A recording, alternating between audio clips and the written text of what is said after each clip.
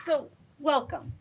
I'm Jenna Johnson-Hanks. I'm the Executive Dean of the College of Letters and Science, and I am just delighted and very grateful to get to welcome you here to the Social Science Building, to the Social Science Matrix, and to the first in what we hope is going to become a series of events where we bring faculty from across the College of Letters and Science together to talk about questions that matter.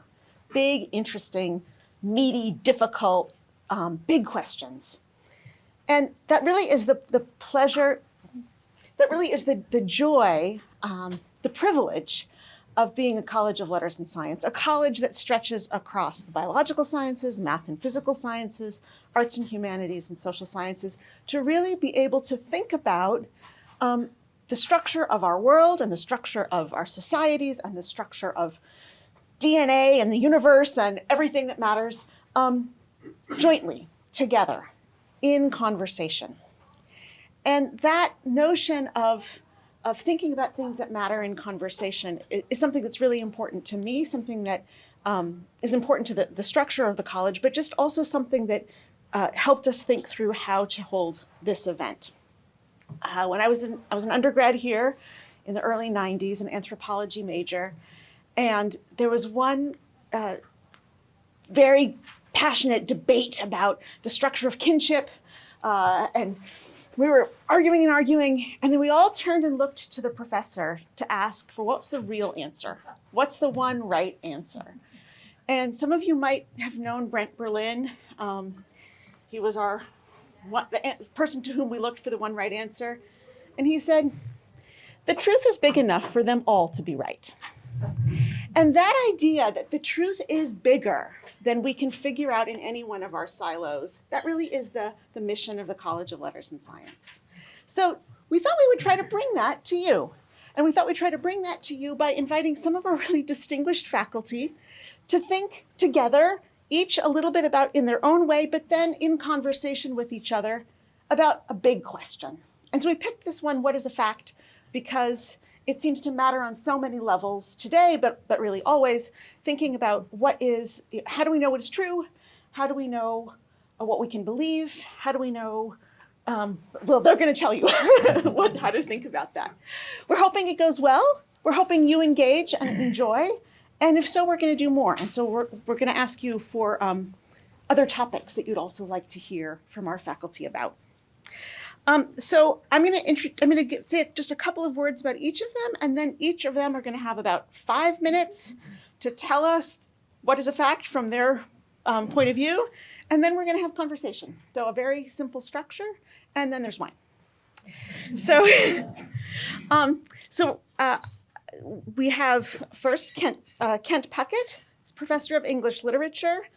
He writes and teaches about narrative theory, which is how people use narrative, how people use stories to make sense of the world. And he uses that he studies that in a wide range of domains. He's written about British film, about social gaffes in 19th century fiction, and the most recent work is on elections. Linda Wilbrecht is a neuropsychologist in the Department of Psychology and one of the leaders, the founding thinkers who's helping us construe what a Department of Neuroscience is going to look like. She works on adolescent brain development and thinks about questions like, how does what happens to you, what experiences you have as an adolescent, how does that shape how as an adult you then make decisions? How as an adult you experience the world? How do forms of adversity or hardship alter your adult brain function? And Antonio Montalbán is a professor of mathematics. This one was the hardest to make sure that I've summarized correctly, so he may need to correct me here. But my understanding is that he works on mathematical logic and complexity and computability, studying how we can think about and measure complexity using this tool of computability. That is, can we compute an answer to a thing? He looks at techniques. He uses these techniques of computability to think about the complexity of sets and constructions and proofs. All right, so I'm going to let each of them have 5 minutes, and I think that we get to start with Kent. All right. Thank you so much. Thank you so much. It's a pleasure to be here. And as the English professor, I'm going to read my thing, and I'm going to start off with one kind of complexity, and maybe I imagine we'll end with another, but we'll see. So, what is a literary fact? As someone coming from an English department, a literature department, I want to ask today, what is a literary fact? What kinds of facts are especially relevant to the study of literature, and what methods are appropriate to recognizing and working with literary facts? I'll point to 3 different types of fact in order also to think about the nature of facts in general. First, there's what might seem most self-evident, the facts of literary history. It is, for example, a fact that Mary Shelley published Frankenstein in 1818, that Henry James published The Portrait of a Lady in 1881, and that Ralph Ellison published Invisible Man in 1952. It is, however, also a fact that Mary Shelley published another heavily revised version of Frankenstein 13 years later in 1831, that Henry James published another heavily revised version of The Portrait as part of the 1910 New York edition of his works, and that Ralph Ellison's Invisible Man was much changed from another more avowedly political version of the novel, which he began writing in 1945. These uncertainly self-evident historical facts of publication, when are these books from? And revision gets even more complicated. For instance, when Thomas Hardy first wrote The Darkling Thrush, his melancholy poem about the passage from one century to another, he ended the poem in manuscript with the oddly ambivalent date 1899, with a strike through it, 1900. In every subsequent version of the poem, in the periodical The Graphic, in the volume Poems of the Past and the Present, and in his collected poems, he changed the presentation of the poem's date slightly. First, it was 1899, 1900. Then it was December 29th, 1900. Then it was December, 1900. And then it was 31 December, 1900. This all raises the strange and finally unanswerable question of fact. When is the Darkling Thrush? This is important because in 1899 and or 1900, there was a heated debate about whether the first year of the new century was 1900 or 1901. Most, but not all people today tend to think that decades and centuries start with the 0 years, which is why even now we want to party like it's 1999. But at the end of the 19th century, most, but not all people saw 1901 instead of 1900 as the beginning of the century, and thus saw 1900 instead of 1899 as its end. So for Hardy, the date of his poem, 1899, 1900, was like the start of the new and the end of the old century, both a historical fact and an argumentative choice. It was both a fact and an act of interpretation. Second, we might think of another kind of literary fact. It is a fact, a truth universally acknowledged, as Jane Austen might have said, that Elizabeth Bennet marries Mr. Darcy at the end of Pride and Prejudice. It is a fact that Hamlet wonders if he is to be or not to be. And it is a fact that for Sherlock Holmes, everything is and always was elementary. The problem, of course, is that Hamlet, Elizabeth Bennet, and Sherlock Holmes are not real people. They are fictions. So what does it mean to take it as a fact that a fiction said something or did something?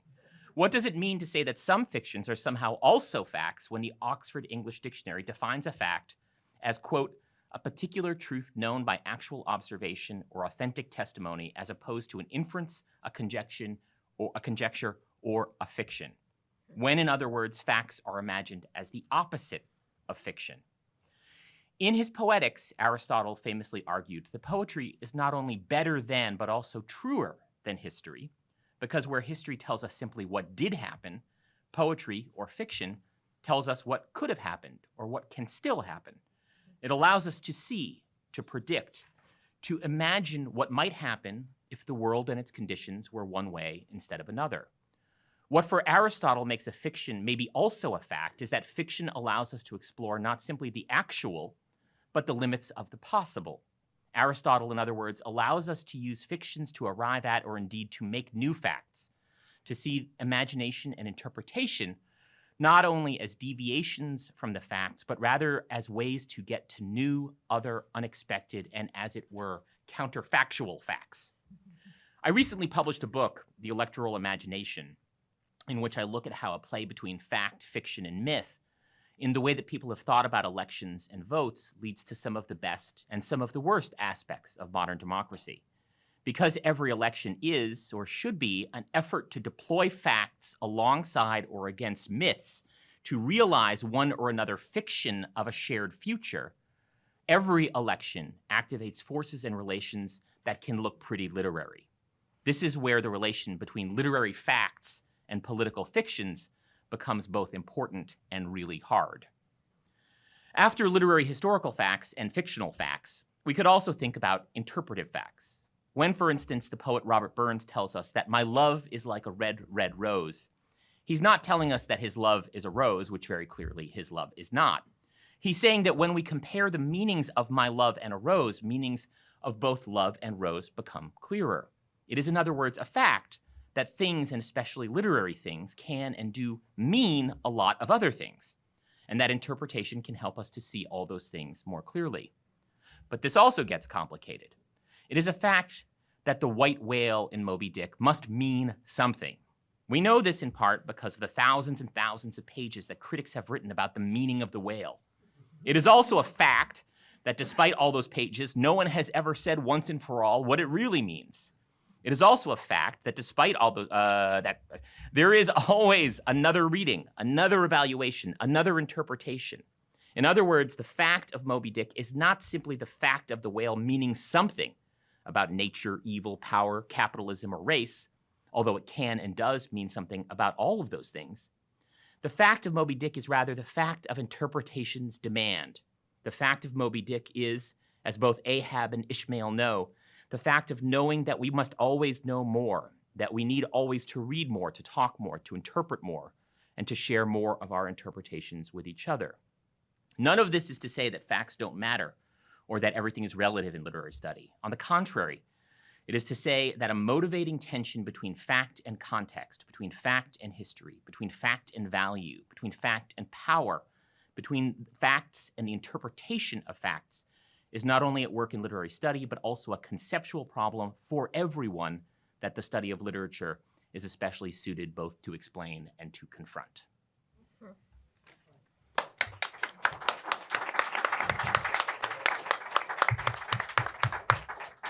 Thank you, Kent. Linda. Thank you, Kent. That was fun. Thank you all. I haven't thought about Moby Dick for a while, like the meaning of the whale. This is why we're here, right? Isn't it? I think it's wonderful to broaden our horizons and think of all the questions that we were able to deal with on an everyday basis as undergraduates, especially going through a letters in science education is just a wonderful treat, and it's in some ways all of us would like to go back. That wasted on the young idea. And I'm a professor of neuroscience and psychology, as Jenna mentioned, and there's certainly a lot of questions that we have. And so this is backing up from what is a fact. Many of us are here because we're so full of questions, and this is why we care about facts. And so I'd like to talk about what I do practically here at Berkeley. And on the one hand, I teach students to work with facts, which we'll get to what those are in a second. And then how do we work with facts in terms of determining policy is a second question I'd like to get to. And just practically as a professor of neuroscience, we are working to identify questions that we can answer. And working to work with students to identify the questions that have meaning and purpose for their lives. They might develop a heartfelt goal while they're here studying at UC Berkeley to set out and answer a specific question. Really, that is our goal, is to connect them. We have such riches here. It's not a question providing them with more, because we really tile the whole space of possibility here. The question is connecting that individual with the ability to pursue and answer questions that give them meaning and purpose. And once they can make that connection, I think the really wonderful thing that we do here in the sciences and social sciences and in the humanities is to give them tools and skills that in my field allow them to measure things. And so I teach people to measure things by expressing things like fluorescent proteins in brains. We can use genetic engineering and the products of genetic engineering to take jellyfish proteins and cause brains to produce these non-endogenous proteins so that they fluoresce, so that structures can light up. Jennifer Doudna has invented ways to do gene editing, so we can change DNA to mimic a disease and see how this alters how the brain works. A question I'm particularly interested in is how does transient experience of food insecurity, not having stable access to food on a regular basis, 3 meals a day, every day, not skipping weekends, not skipping school lunches when the summertime is here. How do those transient exposures to scarcity affect the developing brain? Does it matter how old you are when you experience this? Is it more problematic for a teenager that's going through a growth spurt? And so we can study this kind of question in both human subjects. We can also study this in animal models. Look deep at brain structures. And so to pursue these facts, we look at things we can measure, things like how many connections does a neuron in the brain have, how flexible is behavior, when a rule changes, how quickly does the animal or the person update what they're doing in order to reflect a changed environment. This could be through games and things like this, so we can measure performance. And so we're very much always thinking in terms of something like a graph or an experiment, where you have two groups you're comparing, and you're plotting something that you can measure, and we're then working to do statistics, and we have to do a lot of training on statistics to understand, your individuals vary. There's a big variance in a group that you're sampling.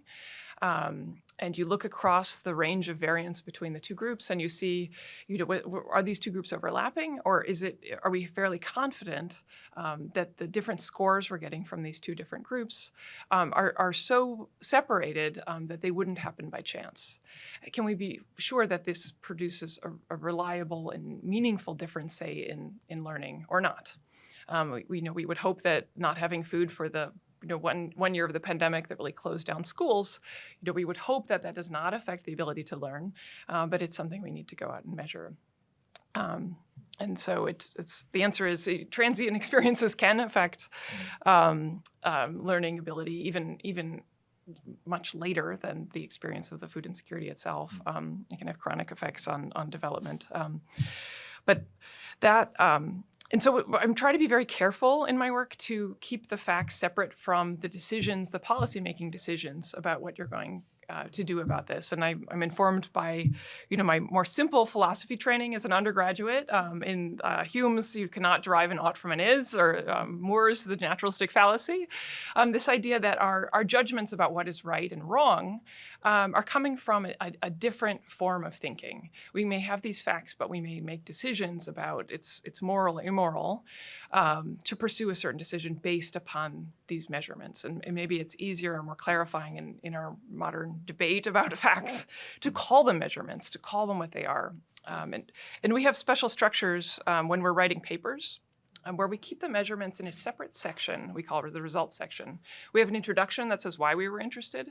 We have a results section where we really stick to the measurements. We call the measurements with the units. We explain the exact tests and instruments that were used to gain those measurements.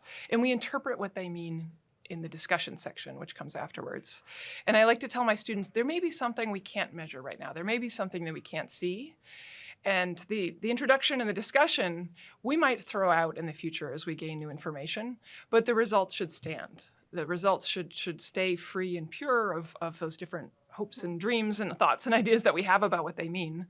And they should be reflecting more what we saw through the instrumentation that we had at the time, in order to preserve this ability to continue to improve and evolve what our interpretation of these measurements as we move forward. So with that, I'll stop and hand it over to Antonio.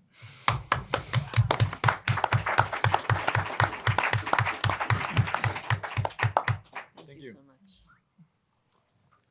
So I'm a mathematics professor, as was introduced. So my answer would be very different. Like the three of us have very different answers.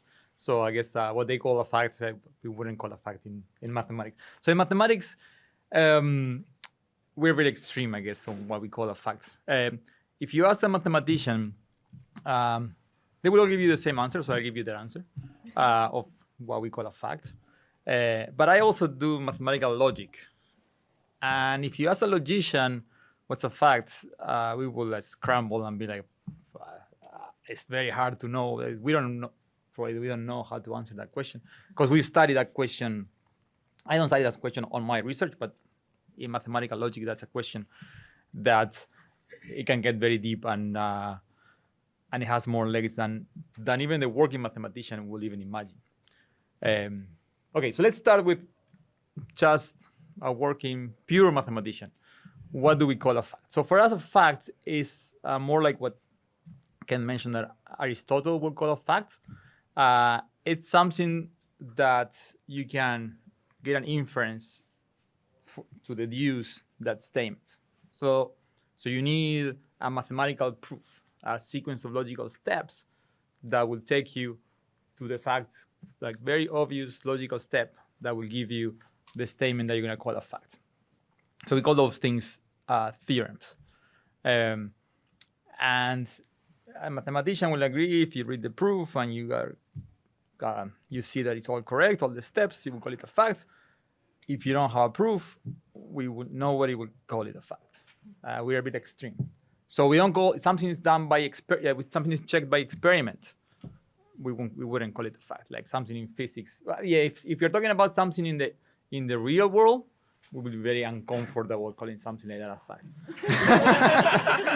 fact. So let me give you an example. This is not in the real world. It's a mathematical statement. It's called the Goldbach conjecture. Goldbach conjecture was conjectured in 1742. And it says the following. Every even number greater than 2, so every even number except for 2, can be written as a sum of 2 prime numbers. Okay, that's the conjecture. So for instance, 20 is an even number. You can write 20 as a sum of 13 plus 7. These are both prime numbers. And you can do that. The conjecture is you can do that with every even number you give you. Write it as a sum of 2 prime numbers. So this conjecture is open. It's a very famous, probably the most famous conjecture in number theory, because it has it's 250 years and it's still an open means hasn't been proved. Okay, but it's quite simple just to grab a computer and start at least verifying. I mean, you can check by hand a bunch of even numbers, but you can go higher up with a computer. So people have done that, and it's been checked that up to 10 to the 18 is correct. 10 to the 18 is a billion of billions. K to the 18 is called a quintillion, I guess. So every even number below 10 to the 18 can be written as a sum of 2 prime numbers. Do we call it a fact? No, we don't call it a fact. We have a hint that is probably true. I will call that a hint. But we don't have any proof. So that's in math what we call a fact. So we have to have an inference for that. So then you say, well, okay, so these are mathematical statements. What are these? What is mathematical? When I say this, a statement about the real world will be an easy. Where are these statements coming from? Well, they are coming from this universe, abstract universe where numbers and sets and functions live. And it's a universe that at least we have the idea, we believe that anybody can access this universe through logical thinking. Anybody who can think about it logically and can access it and understand what's true about it and follow an argument. And so most mathematicians believe this universe is out there. Like maybe it's not the real one, but since anybody can access it, the same universe and prove the same things about it, it's out there. If you ask a logician, they'll be, well, but okay, what is this universe? So mathematicians are confused. So if you ask, does it exist? Okay, it's a philosophical question. I won't get into that. People will say, I guess mathematicians will say, yes, it exists. We are proving things about it. And whatever we get from it, we can apply whatever we get from it in the real world. Actually, many things that we know about this universe abstract universe apply in physics, in computer science, in economics, in statistics, everywhere. So there is some reality to it. Okay, so let's say it exists. But then a logician will ask, okay, but is it like a unique thing? Is it a concrete universe? And mathematicians will feel it is, because pretty much everything we've asked, some things we cannot prove yet. But okay, we can prove things, everybody can access it. It's kind of like out there, we kind of imagine it. But that's more complicated than one thing. So let me give you an example of a theorem in logic.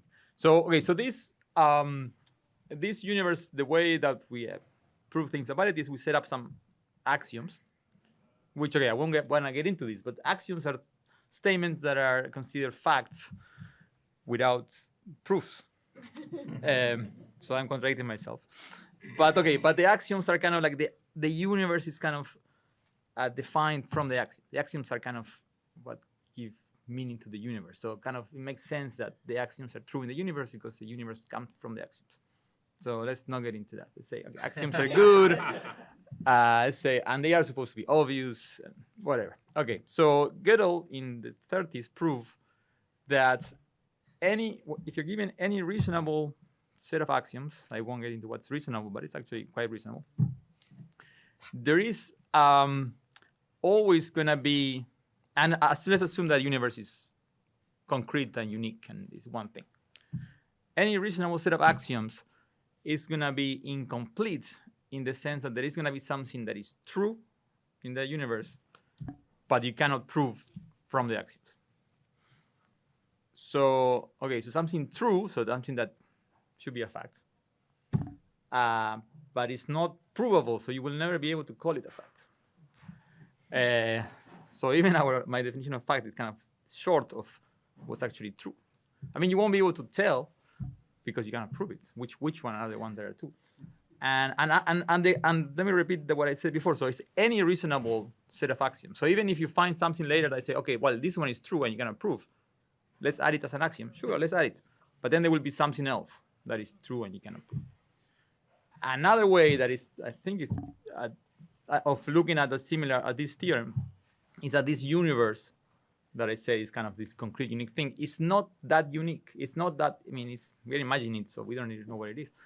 But actually, there are corners of it that are not exactly that concrete. And even as mathematicians, they will all tell you this one thing is concrete. They're proving things about it. But that's less clear than people would think. Okay, so yes, mathematicians were a bit extreme on that. Logicians think that this is a complicated issue.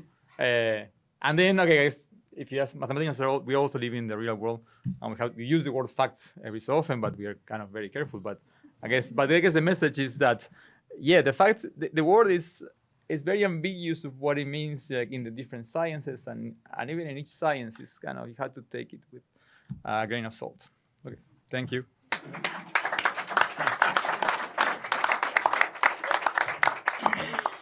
Wow, thank you, Antonio. I think that was just an enchanting introduction to a whole set of ideas that have, I think, most of our brains kind of exploding. So I was first invited to see if you have any questions that you want to ask each other. Did that inspire anything that you'd like to?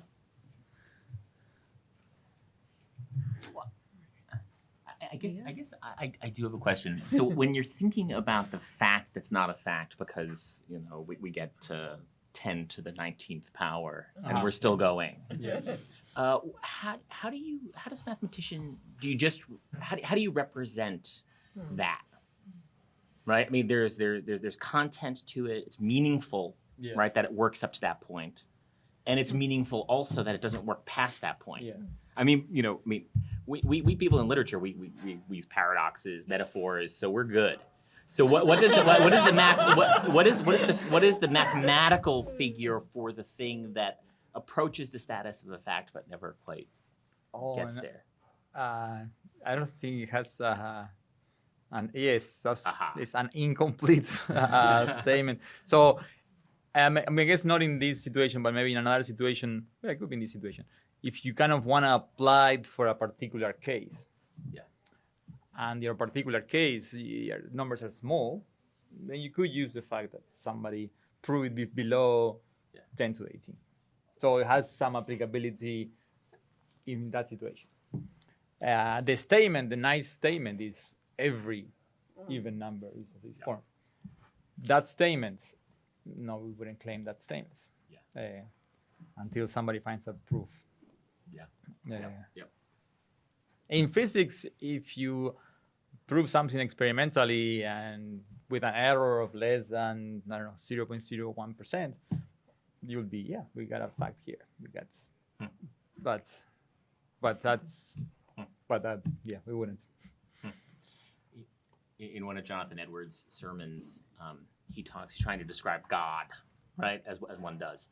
And he's reached, kind of like 10 to the 19th power, and he says, well, it's like when I think about this, I think about a awful sweetness, right, or a majestic meekness, right? And so he sort of moves towards a contradiction in terms or an oxymoron to try to capture that whatever it is that's just beyond what we can know. So maybe from now on it could be called a majestic meekness. I will use that. Okay, very good, very good. All right, now I get the pleasure of opening the conversation up. Does anyone else want to ask any questions? Yes, please. When I think about the lawyer's way of looking at facts, I see two alternatives. One is you've got documents, and secondly, you've got testimony. And of course, the testimony depends on the reliability or the lack of bias of the person who's testifying. When I heard the three of you speak, my feeling was that this is closest to the neuropsychologist because you base your facts on data. And on the other hand, the English literature and the mathematician just seem to be harder for me to understand in light of the fact that my husband and I are trained to look at testimony and at documents. So maybe you can tell the two men up here can tell us how you managed to come to a fact, particularly you in English literature. That's a great question. I mean, I've got plenty of documents. But the question is what they mean, right? And so I think there are ways in which the sort of lawyerly approach to some of these questions would be sort of similar because for me, and this is not just for someone working in literature, but it's never the fact alone. It's the fact and the value, right? You have a fact. You have more than one fact. You have a lot of facts. But the question is, what do they mean, right? And so the question about how one moves between what seems to me a necessary relationship between facts and values, the existence of facts and the situating of facts within a meaningful context. So when, it's one thing to have the documents and to have the testimony, I imagine it's another thing to explain to a jury, well, this is why I've brought these to you, right? And that's that moment when the existence of the facts must, I would imagine, I speculate, but tip over into value. Here's a context in which to situate those. And so one of the things that makes literary facts especially significant or distinct for me isn't just that there's always this relationship, right? The evidentiary fact, its existence as a thing, and the effort to put it in a context that can make it a shared fact, that can make it a meaningful fact. What makes literary study especially interesting for me is that it always stages the question of fact and value as a problem, right? So we're not always trying to put the facts into a particular evaluative context. We're looking at how texts are constantly saying, is what you saw what you think you saw? I mean, is the thing that you can imagine but you've never seen, how do you manage that? How do you think about that as problematizing a fact-value relation? And I think every field has its own version of the fact-value relation. It's just that fact-value relation becomes a fact of its own, or rather a problem of its own for literary study. I wanted to reflect back too on this idea of a reasonable person. I think that's very important in the law. I don't know very much about it, but is it true that the concept of a reasonable person is somewhat dynamic and edited over the years? Yeah. Yeah, but you know, what he said also relates to your data, and that it seems to me you have to weigh how important certain data is over other data that you have. And in a way, this brings up the context analysis that you have just stated, that when your students look at data, I'm sure they don't see it all as being equal. There's certain questions that are more important that generated data than other questions that may have been asked by your subjects. And so in many respects, the whole idea of context or value has to play a part in how you interpret data.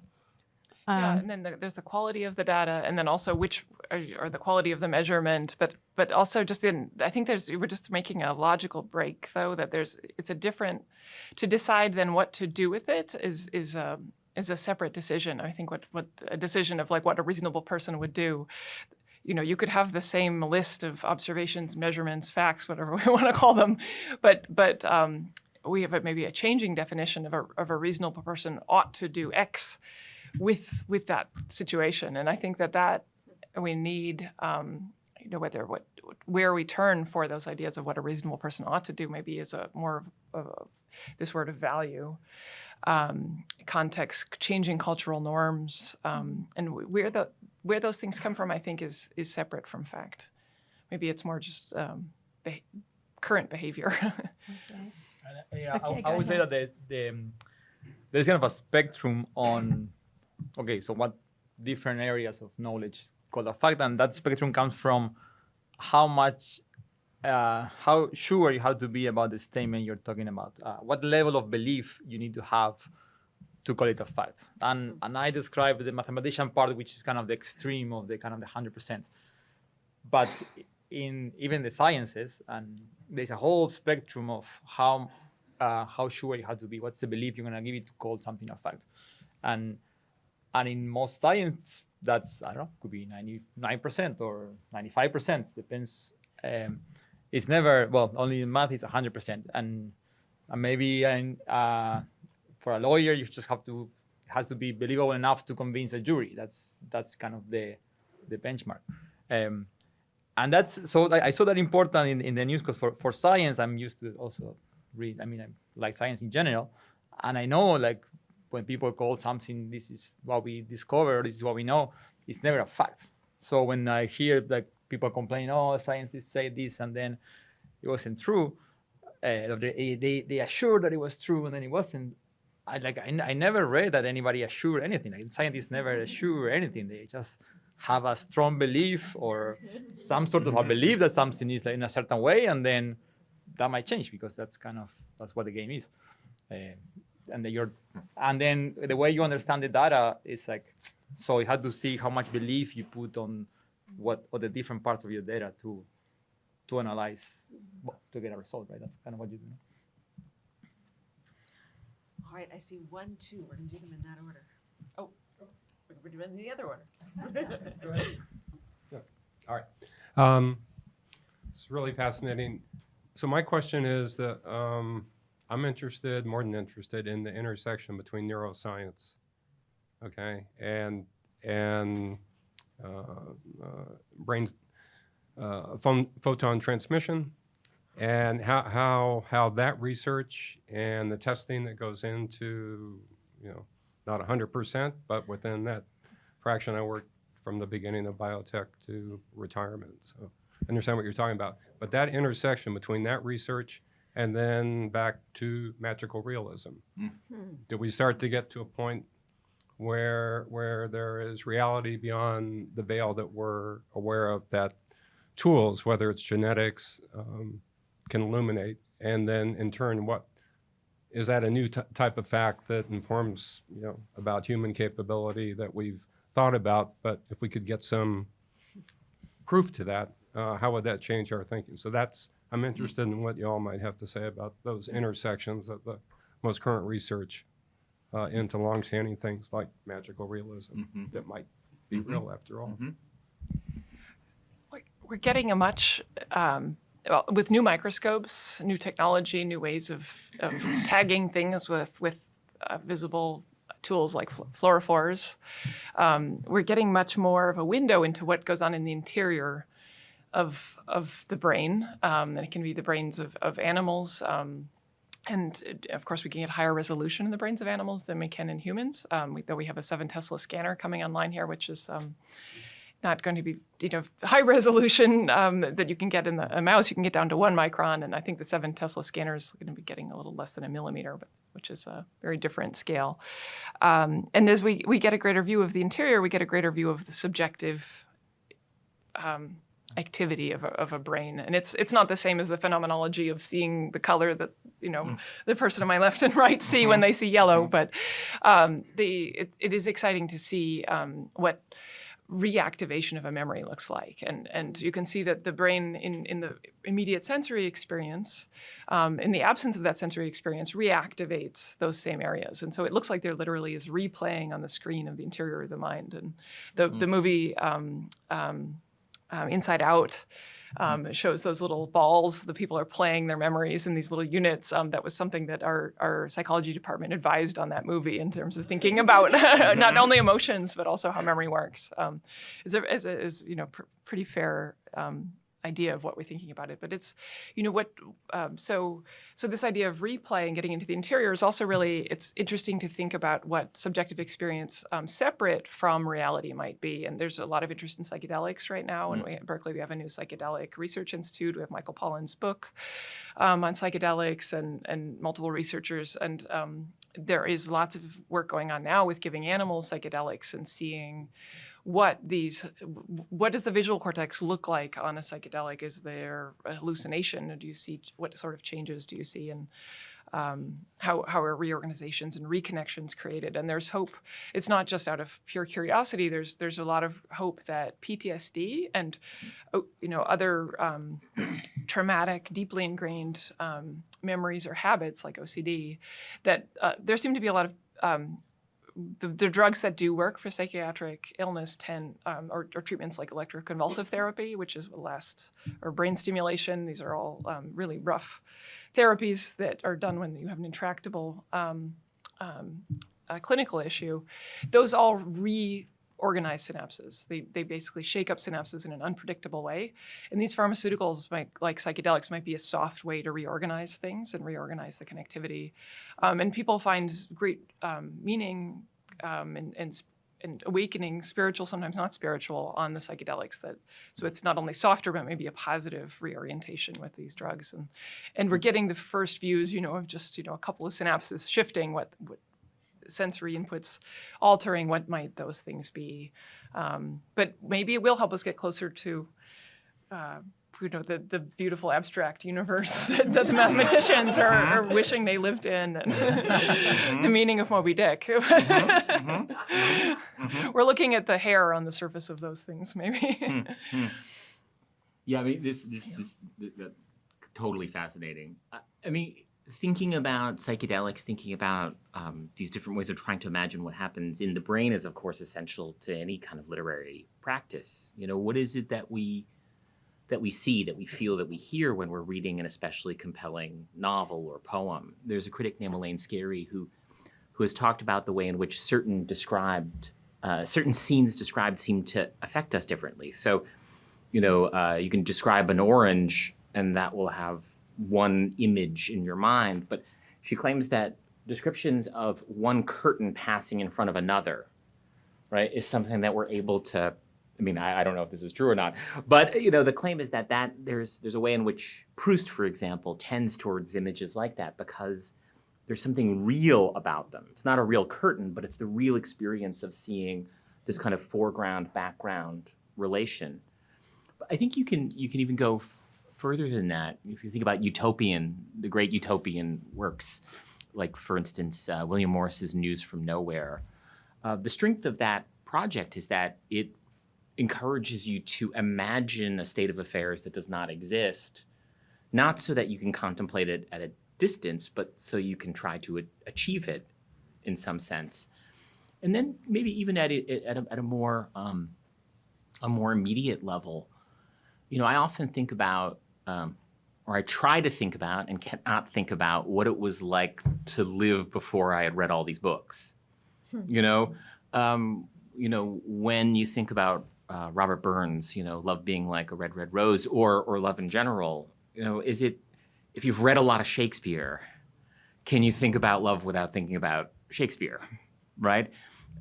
So the question would be, to what degree do certain kinds of imaginative act, and literary creation would just be one of them, but to what degree does a certain set of conceptual or linguistic figures, right, actually not only condition what you can think going forward, but actually create new conditions of possibility that didn't exist. And in that vein, culture, right? Yes, exactly. Different Yes, when you come from a different culture. yes, I absolutely. don't know if you can measure someone reading, but I've read some studies, jazz musicians with keyboard, Mhm. where to measure what happens in the brain with doing improvisation and seeing what communication happens back and forth. So we had a question here. So Thank you. I'm encouraged by all of your individual dedication to learning, innovation, and giving society a better idea of what is possible. On the other hand, I'm also equally pessimistic because knowing what a fact is complicated. And in today's society, America is struggling with what is a fact. So I guess a few questions. First is, is there an interdisciplinary framework which, like if a student, I have a student here, has said, I want to take a class on what is a fact. What would be in a business sense, we call that multifunctional interdisciplinary approach to what is a fact? What is the framework by which you determine a fact, number one?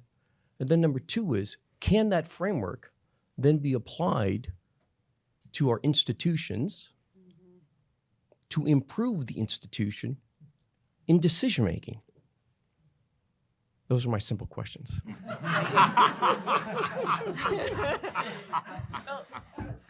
First of all, we could really use your help because those are exactly the kinds of things that we're trying to struggle through.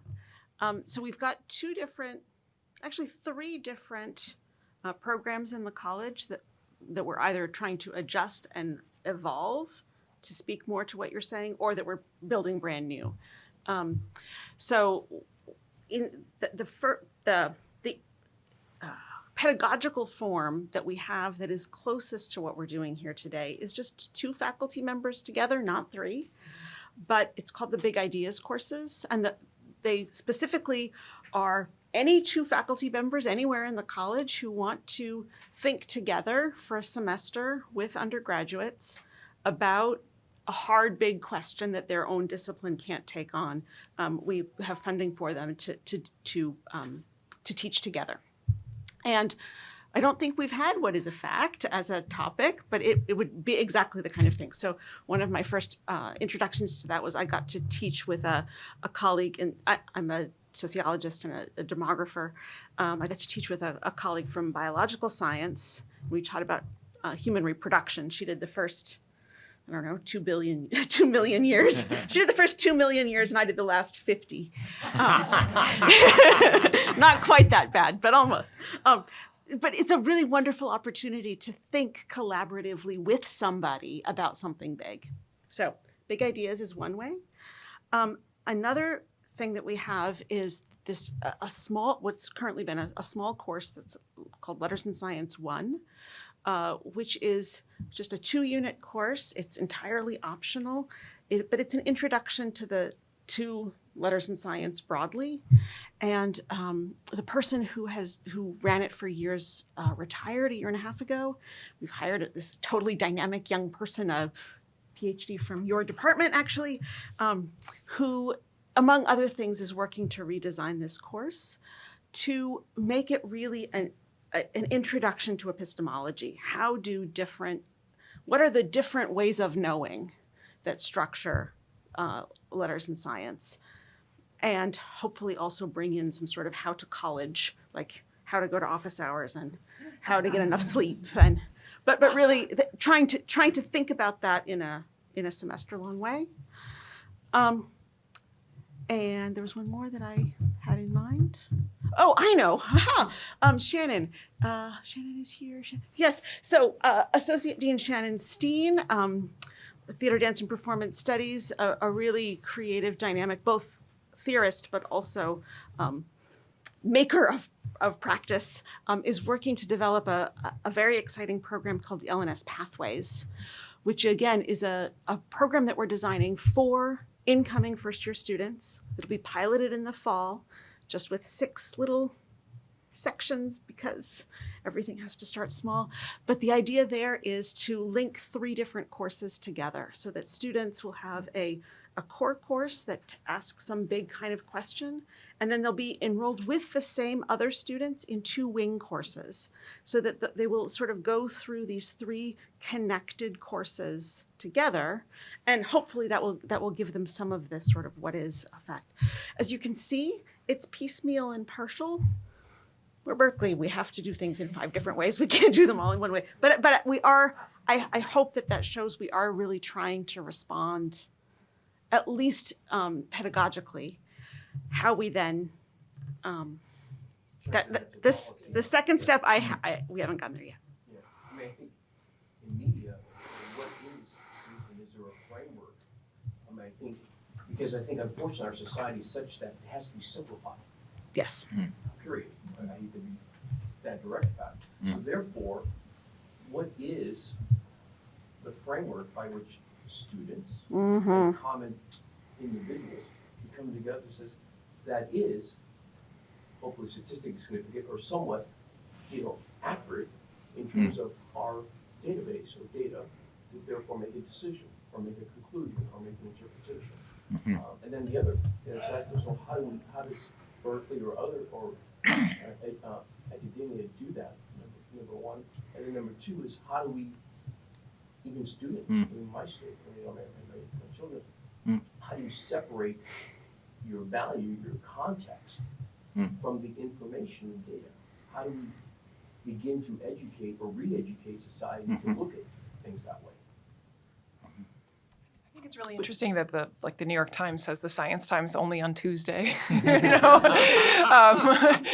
and there's so much amazing news in science and nature, and that has policy implications. If you look at these are weekly magazines, they're incredibly expensive, but I don't know, maybe through Cal we get them through digitally. That there's this amazing beginning of those magazines. It's just incredible how much is changing in the world through science, but it's not somehow the United States culture is not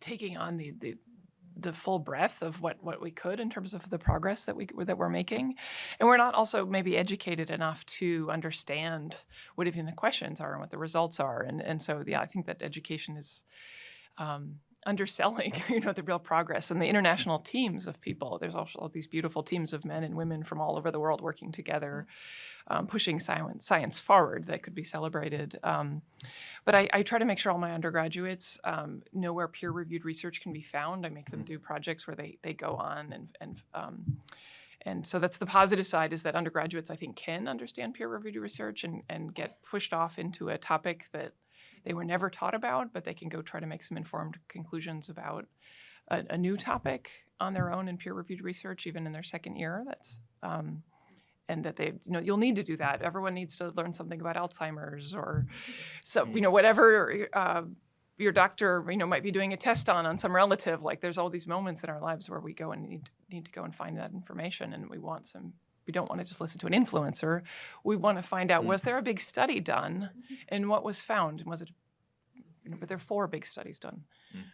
So how do you bring that rigor to, I was a political science and economics major, so how do you bring that rigor to a field like history or political science or English, or how does that come together? Yeah, I would say, I would talk about it from 2 different directions. One is to acknowledge what I think, can form the basis for an interdisciplinary discussion like the one we're having now. We all said a version of, facts are complicated, right? Which is a kind of disappointing. Pretty much, every time I answer a question in class, I can sum it up by saying it's complicated, because it is. But the reason we said it's complicated is not to leave it there, right?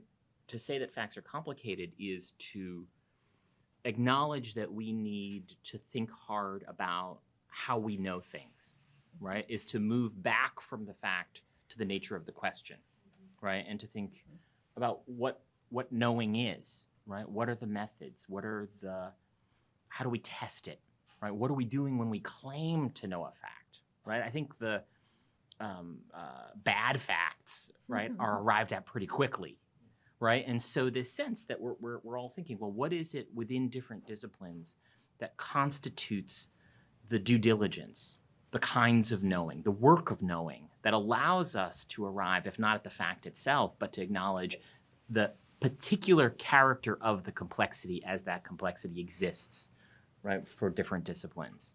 So that would be one aspect of it, that, lingering with the knowing and recognizing that knowing is hard, right, and that you have to work to get to the fact, right? This is something that acknowledging the different character of the labor from discipline to discipline is one way to start to recognize the dignity of that work and its necessity. The other thing I would say, and this is where studying English is actually closer to science or mathematics. With my students, I tell them when it's time to write a paper, well, you can make any claim you want, but you need to bring me textual evidence. This is where the documents come in, right? I mean, how you understand, how you work through primary texts, secondary texts, how you think comparatively, how you amass the textual evidence, the data that you need in order to support what you believe, right? Just asserting a belief isn't enough, right? It's exciting, and we want that, but then there's the next stage. And so particularly when it comes to how I work with my students, the kind of knowing that I want them to engage in, right? I want them to postulate, right? To assert the existence of an axiom about Moby Dick, but then to back up that axiom, right, with assembling textual evidence in order to create a relationship between fact and value that I can understand, right, because it's laid out for me, and that I can believe at least enough, right, to believe that there's something else then to say about it. So I think that as complicated as facts are, and as difficult as this all is, I think these are things that we can teach both in terms of the benefits. It's good to have something to say about Romeo and Juliet or whatever. That's good. But it's also, it's a work that can be reproduced, and it's work that can also be reproduced, which is to say there are methods that you can learn and then apply not only to other literary texts, but as I tried to suggest here, to other aspects of life. And that would just be, thinking about the interdisciplinary possibilities here, this would be a version of what a literary critic might have to offer to that discussion. But that would be just one part of it. So I hear the bell tolling, and I think it tolls for us. I think this has been really exciting and lots of fun. So I think we are going to do this again, and I look forward to your feedback about what those topics might be. But in the meantime, please enjoy food and drink, and I think that the faculty are likely to be willing to stay and answer a couple of more questions over beverage. Thank you so much.